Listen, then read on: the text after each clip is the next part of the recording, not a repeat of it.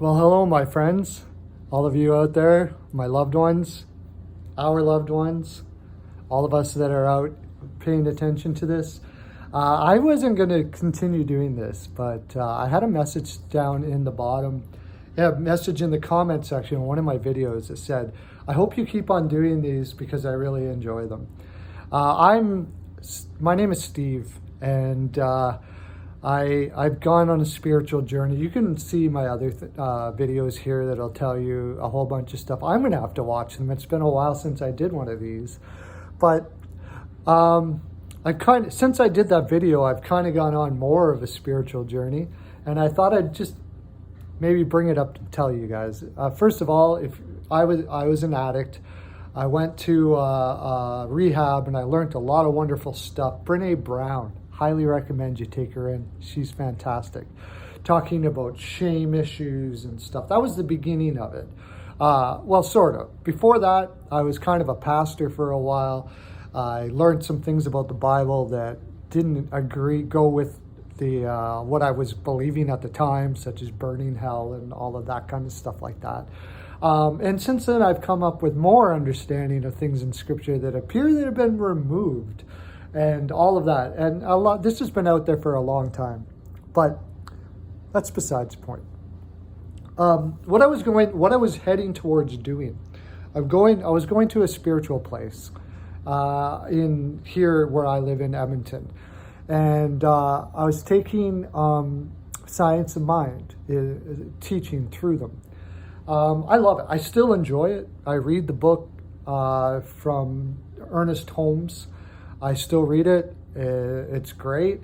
To me, going through what I did with my biblical teaching and new understandings, I went from being a biblical, what you would call a classic biblical teacher now, I suppose, evangelical type sort of thing. I then started realizing through learning Greek and Hebrew that the Bible quite clearly taught universal salvation, that eventually all people will be one again. And now I live in that today. Now, since I did my last videos, I've gone through many other revelations that I thought I'd bring to you. The spiritual place that I went to, it kind of, like I said, it's based on Science of Mind teaching. Now, in Science of Mind teaching, in a nutshell, and I can't profess I'm not a minister of this, I was heading towards that. In Science of Mind teaching, it basically says that all things are good, all things are all things are for a reason, and so on and so forth like that. And it also teaches that what we put our energy into, mind into, thoughts into, will manifest in our lives, in belief that it has. Now, you may equate this with something like The Secret or Name It and Claim It in Christianity or something of that nature. It's not saying that at all. It also talks about a race consciousness where the majority, where many thought processes formulate our reality and we are affected by that. We can go against those in our own mind, but it takes some work. And in some ways, we have to find the most beneficial way to go against those that are going to be effective. Like, for instance, I could probably, if I wanted to, spend time defeating the race consciousness concept of gravity, and I could elevate myself off this floor. But to what benefit in the long run would it be to me in this realm of living that we are today? You see what I mean? Now, for health reasons and for maybe financial, depending on how you look at it, this can have huge benefits, and I've seen huge benefits from it. Now, it also basically talks about that this is in us, that we have it, like Jesus taught. Jesus taught a lot like this as well, that the truth is in you already. Be like a child. A child already knows truth, the truth that all people are love. that love is the truth. People call them children innocent because they immediately assume that you're not going to hurt them. Because that's the truth. That's what we are meant to be, and that's what humans are at their core, are not to hurt. Anything that is against that is caused by fears, mostly fears, and so on and so forth like that. This is what Jesus would have called sin or sickness within us, that we are now burning out of us. We are going through a process of burning all of these things out of us. This can go off in many directions. But what I found is, and maybe this is the reason why Jesus walked around and didn't have like a building that you went to talk about all this. It doesn't really go, that teaching doesn't do well in a bureaucratic environment or a church environment or a spiritual center environment. Why? Because it says it doesn't keep you coming back. It says to go out and be. And it's a very simple message.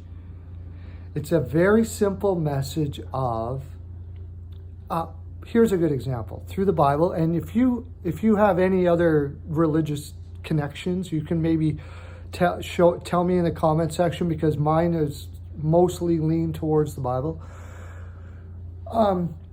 Jesus on the cross, basically, this is many things he said. If you've seen me, you've seen the Father.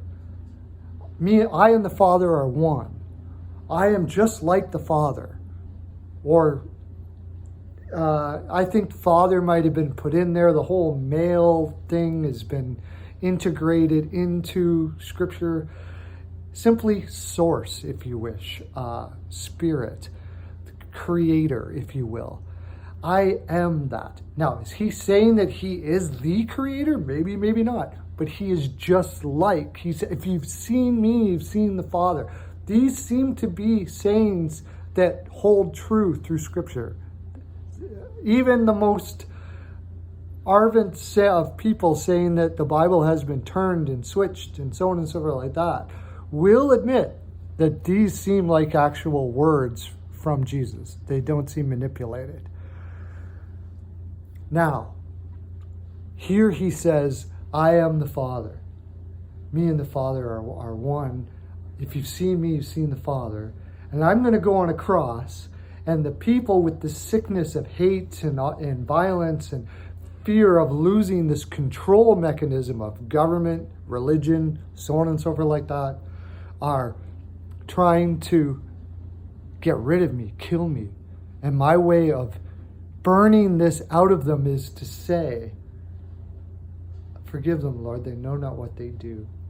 And I love them. To love so much that you would rather be tortured than to harm a single person. Now, this doesn't look like the Father of the Old Testament, does it? No, because he said, if you've seen me, you've seen the Father. He also said in this scripture, and they tried to manipulate this into something that it was very hard to do. I don't know why they just didn't remove it if that's what they did. As far as what they removed and didn't remove and all that stuff like that, I'm a little unsure of, to tell you the honest truth. But he said, only the Son has seen the Father, and only the Father has seen the Son. And he's saying that the Son is in all of us. That we truly are the only ones that know the Father. And I'm here to show you that it's in you, that that's the case, that I know the Father. But the Father is just like what I'm about to show you. That's the big thing.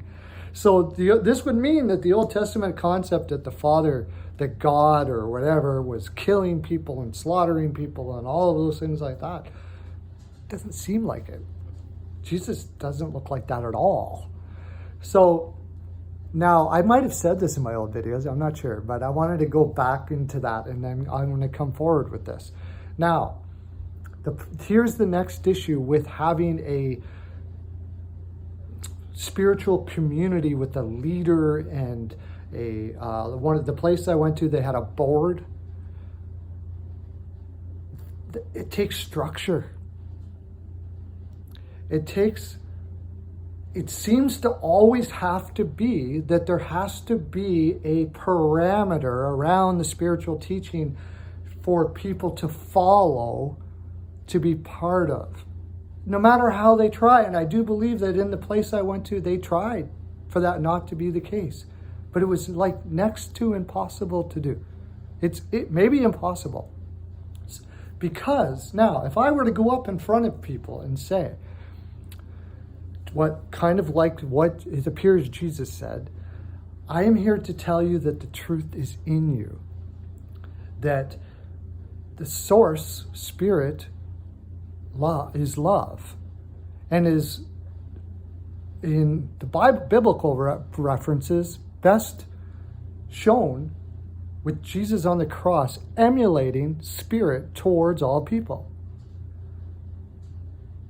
When you find that love and realization that our Creator loves each individual that much, that even those that hurt you, and Jesus said, forgive those that hurt you. Something of that nature. He said, you've heard it said, eye for an eye, tooth for a tooth. That was Moses, by the way. I say, love your enemies and turn the other cheek. In which he acted there. And people say, well, how do you do that? Well, you actually have such a deep love for all humanity that you can't do anything else but. If your own children were trying to hurt you, they were hitting you or what have you, would you allow them to torture you, kill you, instead of being able to raise your hand to them to kill them back? What would you do in that situation? I think most people would die before they'd ever hurt their own children. All of these people, everybody around you, are the Creator's child, the love that's within all of us, the Spirit. They are our brothers and sisters. And forgive them, they know not what they do, if they're doing other than that. So the more we can express that to humanity. Now, I was saying, now if I were to say that to you in front of a podium, what more is there to be said? I can't tell you how to do that. I can't tell you what it looks like. It's not like I can say, oh, okay, well, now go out and do this because of that, or to create that. There's not. It's the belief in that creates the love, that creates the action that we do towards all people. There is nothing more than that. There's nothing more than that. There's no need to go. I don't know, if I was a minister, I would just basically say the same thing over and over again. And then meditate together. Meditate, pray, however you want to do. Gather together in love, of reminder of that. It's just a community. It's just what it is. But it doesn't sell very well. Telling people how to act or what to be like or what sexuality you need to be or on and on and on, that is a much better sell, because now I have to go find out what I got to do next. There is no what you got to do next. It's what's created from what you believe. The first thing is the only thing.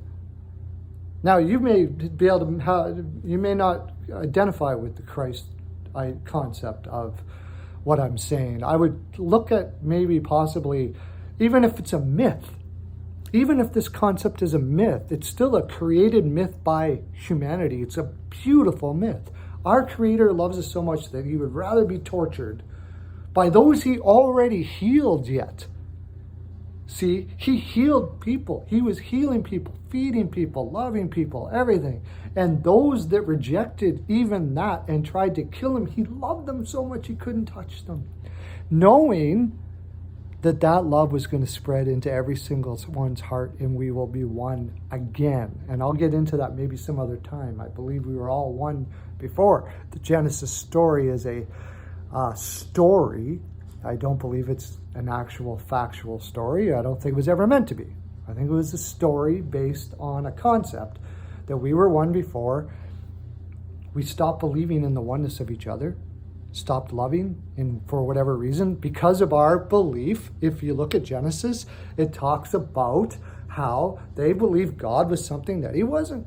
They started believing the Satan, the mind, something in our minds, the ability, started looking towards the love as not being love anymore, in which case we created our journey into other realms, ways, stuff. I'm not really sure about that. I'm reading more about it. But all I'm saying is, okay, so why are you going to watch these videos? Because I'm going to talk more about this. I'd say the same thing over and over again. Possibly I will say the same thing over and over again. I'll just talk about this. Maybe you guys can put stuff in the comment section and we can talk. I'm not here to tell you what to think at all. This is what I get. You probably have more, and that's good. In the Bible it's called the body, but the community, the humanity coming together and realizing the love that's already in us. I believe everybody knows it. I believe it's already in us, that we believe that we are all one. So let's connect. Let's be part of that. Let's do that. I think the answer to this question solves a lot of if people believing this would solve our addiction problems, our violence problems, our war problems, greed, everything is burnt away with that concept. The more we hold on to those things, the less we're able to believe. That's basically what Jesus taught. I better not let this go too long. I was so happy for whoever put that down in the comment section, probably one of my 3 subscribers. I'm happy to talk more about it. I'm going to keep on making these videos because I'm thankful that even one person is able to listen. Have a great day, brothers and sisters. And lots of love to you.